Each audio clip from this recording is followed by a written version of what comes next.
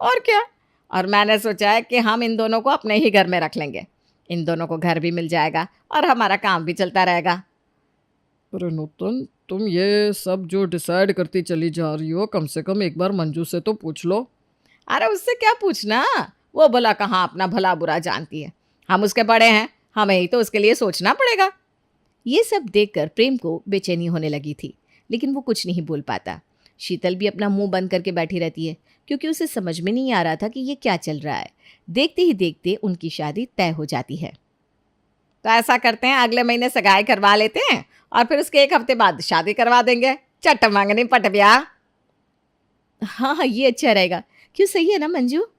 हाँ जी जी जी। प्रेम को तो अभी भी यकीन नहीं हो रहा था कि उसकी माँ ने सचमुच शीतल की शादी तय कर दी है। उसने अपनी माँ से बात करने की कोशिश करी, लेकिन वो हिम्मत नहीं जुटा पाया। देखते ही देखते 1 महीना गुजर गया और सगाई वाला दिन आ गया। आज हमारी मंजू की सगाई हो जाएगी, मैं बहुत खुश हूँ। नहीं नहीं नहीं नहीं नहीं नहीं नहीं नहीं। अरे क्या पगला गया है क्या? नहीं नहीं नहीं नहीं, क्या कर रहा है? ये सगाई और शादी नहीं हो सकती। क्या भाई? क्योंकि मैं इससे प्यार करता हूँ। इसका नाम मंजू नहीं शीतल है और ये मेरी गर्लफ्रेंड है, जो इस घर में नौकरानी बन के सिर्फ इसलिए आई थी ताकि आपका दिल जीत सके। लेकिन आपका दिल तो पत्थर का है। चलो, आखिर तुम बोले तो सही। इसी का तो इंतजार कर रही थी मैं।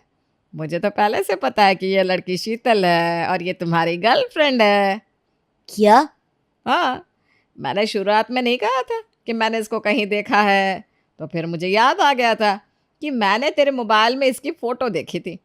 और इसके बाद जिस तरह से इसके घर वालों के बारे में सारी चीज़ें पता थी, उससे मेरा शक पक्का हो गया।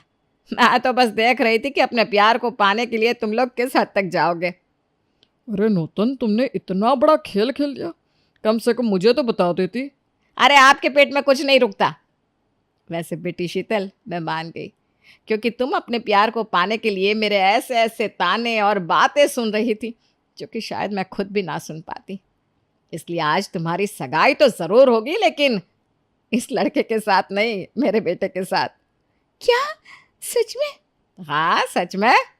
चलो प्रेम, तुम भी तैयार हो जाओ। Thank you so much mummy, I love you. अरे लव यू टू। मुझे माफ कर देना, मैंने आपको पत्थर दिल कहा। अरे कोई बात नहीं, तूने सच ही तो कहा था, क्योंकि मैं अब तक पत्थर दिल ही थी। पर तुम दोनों का प्यार देखकर ये पत्थर भी पिघल गया। ये सुनकर प्रेम अपनी माँ के गले लग गया। फिर प्रेम और शीतल की सगाई हो गई और अगले ही हफ्ते दोनों ने शादी भी कर ली।